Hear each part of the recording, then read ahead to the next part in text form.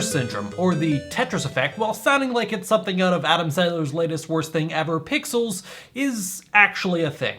First described in 1994 by Jeffrey Goldsmith in Wired magazine, the Tetris Effect is when you start seeing Tetris blocks in everyday life, called tetrominoes by the way, after having played lots of Tetris. You'll close your eyes and see blocks in your head, you'll go to the supermarket and imagine how different tetrominoes would fit into the empty spaces in your cart, or you might even start dreaming Tetris. Another common place to experience the Tetris Effect is right before you fall asleep, during a period between wakefulness and sleep called Hypnagogia. During this period, mild hallucinations are very common, and you've probably experienced them, seeing things like dots, lines, shapes, and sparkles. It's also very common to hear things that aren't there, like a doorbell ringing, the rustling of a bag, or someone calling your name. In an interview with Health Report in 2000, Robert Stickgold, an associate professor of psychology, described that after he spent the day climbing Camel's Hump Mountain in Vermont with his family, he laid down to go to sleep, and as he did so, he could feel the rocks beneath his fingers, despite them not being there, as he drifted off into hypnagogia. The Tetris Effect, happening during hypnagogia, has even been found among amnesia victims who had no memory of playing Tetris.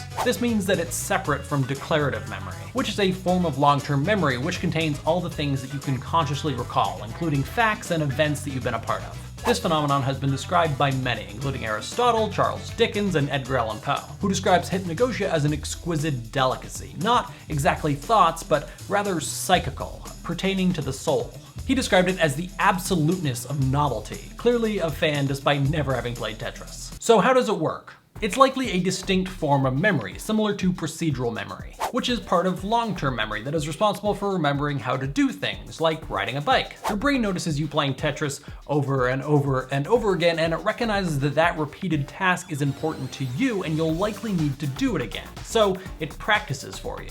Your brain forms new neural networks around these repeated tasks and then fires off those neural networks day and night to improve your ability to complete those tasks. Your brain is helping you get better at Tetris. But the Tetris Effect isn't exclusive to Tetris. Any sort of repeated task can lead to a Tetris Effect. Any Candy Crush players watching may have experienced the same thing, but with matching different objects. There have been many reports of people experiencing the Tetris Effect with Guitar Hero, Minecraft, RuneScape, Final Fantasy, and many more. The Tetris Effect can even be found outside video games. Many coders have reported dreaming in code. Some Microsoft Excel aficionados report seeing cells everywhere they go, and some pool players report seeing angles and pockets in everyday objects. Tetris and Candy Crush may seem like simple time killers, but it turns out that players of Tetris-like games perform better on spatial performance tests. This includes tests like the mental rotation test, which often involves a drawn 3D object which you rotate in your mind until it would fit through the corresponding shape of a 2D object. Exactly like those key puzzles in The Legend of Zelda Skyward Sword. Tetris has also been found to be helpful with dealing with post-traumatic stress disorder. A 2009 study found that playing Tetris after watching a traumatic film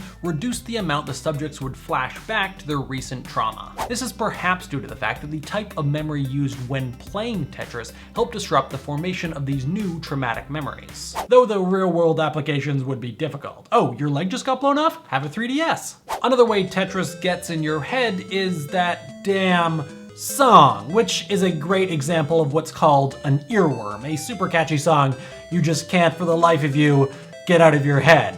I personally have had Call Me Maybe in my head for years, but that's not really a bad thing. Despite the Tetris theme's catchiness, research on the matter suggests that most earworms are lyric-based, not instrumental. 73% versus 7%. However, if you do find yourself with the Tetris theme, or really any other song stuck in your head, researchers at Western Washington University have found a cure. The idea is to find something to challenge yourself with that isn't too easy or too hard. Walking, for example, isn't mentally taxing enough, and solving a Rubik's Cube might be too mentally taxing. They found that anagrams and Sudoku both work very well, but I have a better solution: Tetris on mute.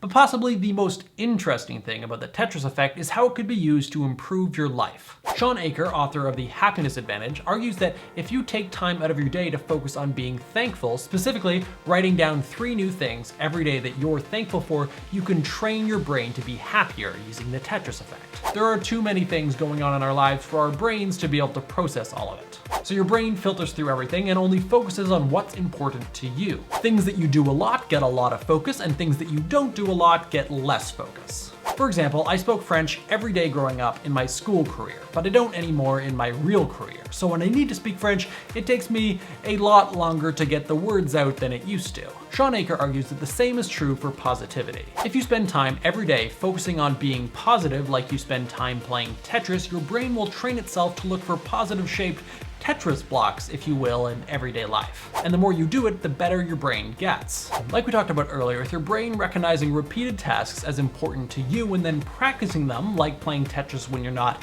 actually playing Tetris, you'll begin to see positivity more easily and everywhere, whether it's at the grocery store, at the office, or right before you go to sleep. Which is pretty important, because in life, like Tetris, errors build up and accomplishments disappear. What do you guys think? Have you ever experienced a form of the Tetris effect? And could you use the Tetris effect to be a happier person? Let me know in the comments, and if you haven't already, be sure to click on this face right here to subscribe, or at least think about it.